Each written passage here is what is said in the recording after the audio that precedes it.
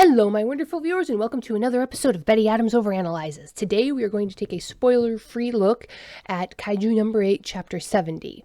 Now, I'm going to give a fair warning. I'm going to try to keep this as spoiler-free as possible, but I like to sort of talk my way through the meanings of each part of the chapter, starting at the first page and working my way to the last page. This chapter flew by so fast, I haven't even gone back and counted the pages yet.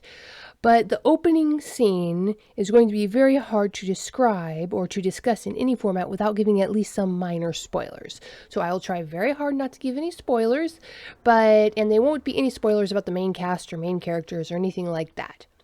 But I might have to say a few telltale things about this opening scene. So you have been warned. If you don't want any of that, go to the link below the video, check out my book, Humans Are Weird. I have the data available on Amazon, Barnes & Noble, Kobo, anywhere books are sold. And remember, October 2nd, my Indiegogo campaign will be launching. It's my third Indiegogo campaign for the Humans Are Weird book series. Humans Are Weird, titled to be announced on launch day. Stay tuned.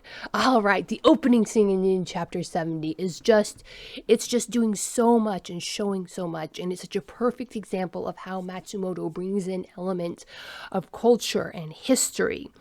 Now, I'm going to take a step back from the manga and talk about the spirit of the scene. And this is where there might be minor spoilers, but again, it's nothing important to the overarching story, but it's so important to the underlying principle of this manga. Anyway, in the Bible, in the New Testament, there's these people discussing the end of times, and they're discussing what happens right before the world ends. And there's a very specific phrase that translated into English says, just as in the days of Noah, that means before the great flood that destroyed the world once before, and every culture has a flood legend. The great flood that destroyed everything and left a handful of survivors in its wake. And then most cultures have an end of times mythology, or an end of time story. And when the Bible discusses this, it runs a parallel between the two. Just as in the days of Noah, people were going about marrying and giving in marriage, so shall it be in the end times. And that's the phrase, marrying and giving in marriage. And in the cultural context, in pretty much any cultural context, because these concepts of two young people coming together to make a new life for themselves is so universal, this carries a lot of weight and meaning. Most people don't plan on getting married and having kids if they expect they're going to die, if they expect the world is going to fall about around them. So marrying and giving in marriage, so young people marrying with the blessing of their friends and family, is something that happens when you feel secure. And this is shown time and time again. When situations grow less secure, marriage rates go down. And so this is just a very good phrase to begin a story with that talks about basically what's, for this, at least this localized area, is the end of the world. And so we open up on this scene. And this scene is just doing so much in the context of the story itself and outside of it. So we get introduced to a character we've seen before. And he comes onto the scene and he is following up on what role he played before. So you remember that guy from I think in the mid-40s chapters, right after the big battle, when the cleanup crew was cleaning up the ants left over from when Kaiju number 8 and Captain Narumi had flattened all of them with Kikoru's help. And the chubby guy asks the new crew lead, who took over after Kafka left, "This is so dangerous. Wouldn't it be wiser just to leave Japan?" And the guy says, "No. Who would be here to clean up after Kafka and help Kafka with his work if we left?" And that was a really great way of showing how even before he had his powers, Kafka had a very stabilizing, enriching effect on the people around him, on the lives of the people around him. They trusted him and they inspired him with the will to continue. And we see that theme again in this opening scene that takes up several pages. And this scene also shows the massive cultural influence of the West on Japan and vice versa, because you see symbols and situations that are very Western, they are very American, but they have been completely integrated into the Japanese culture, so much so that when the storyteller wants to portray something, he uses these Western imagery rather than any traditional, say, Japanese specific imagery. Then you have the integration between the characters, and I recently made a video, I don't know if it's released yet, that talks about what I see as the primary difference between the emotional spirit of Kaiju number 8 and Attack on Titan. Attack on Titan was gruesome, and Kaiju number 8 has no right to be any less gruesome based on the concepts or on the artworks, but Kaiju number 8 is so much more wholesome. And this has to do with how characters react under stress, or rather, with which reactions Matsumoto chooses to focus the stories on. And I use the example of the little girl in the second chapter. When faced with the kaiju attack and the mother is pinned under that shelf in chapter 2, the little girl tries to shield her mother with her body and refuses to leave. The little girl isn't refusing to leave just because she's scared. She's refusing to leave because she wants to protect her mother, and her mother is there being selfish as well. And then when faced with the terrifying aspect of Kaiju number 8, the little girl chooses to show compassion despite her fear. And this takes me back to the words of Lucy Maud Montgomery, the creator of Anne of Green Gables. In one of her books, our school teacher is giving advice to one of his students, and he said, "Don't worry about being realistic. A pine wood is every bit as real as a pigsty and a whole lot more pleasant." And that is what Kaiju number 8 kind of masters. You have characters loving each other, interacting with each other, sacrificing for each other, and they are terrified out of their wits and showing very human emotions, but in the end they pull through and try. Even if they fail, they are trying to take care of each other.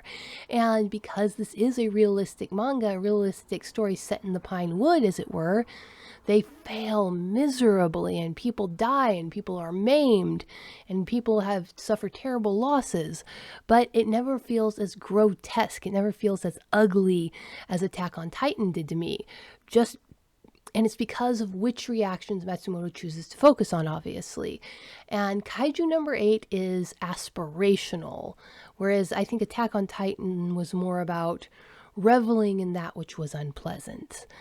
And oh my goodness, it's already been 7 minutes and I'm still talking about the opening scene. But again, there's so much here. There's so much imagery and just setting up this world and showing how the people in this fictional country of Japan are knuckling down and not just surviving, but they're managing to thrive and grow and continue to not just survive, but live despite everything that's happening around them.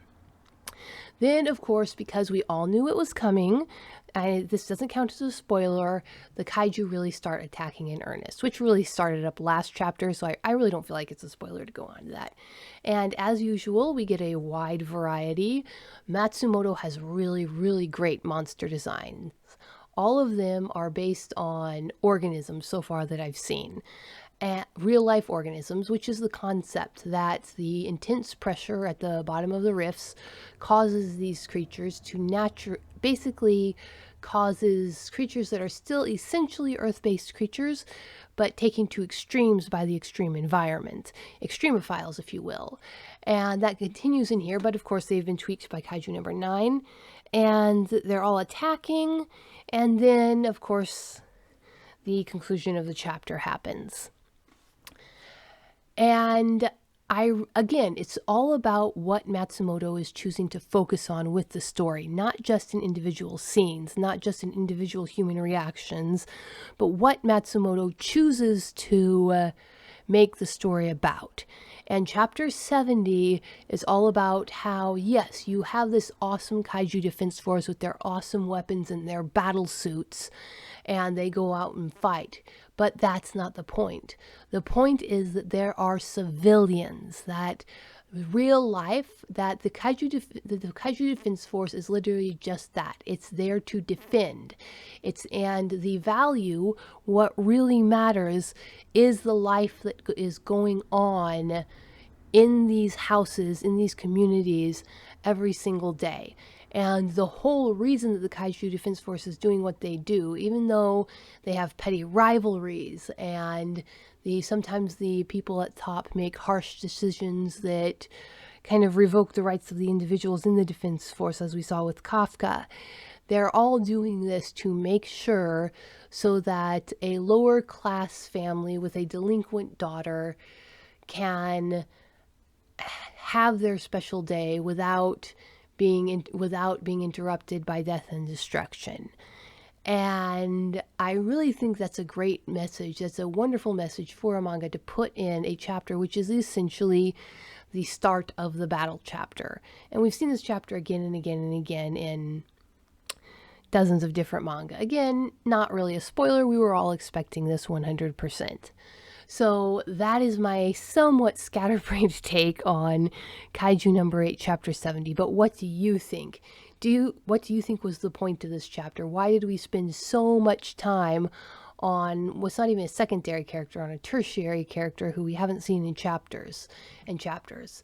So tell me what you thought about that, weighting the chapter with such a peaceful opening scene. Hit that like and subscribe button.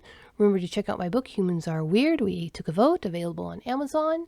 And remember that I will be launching my campaign for book 3, Humans Are Weird, title to be announced, on October 2nd. Peace out, my wonderful viewers. Humans are weird. We took a vote, and Humans Are Weird. I have the data.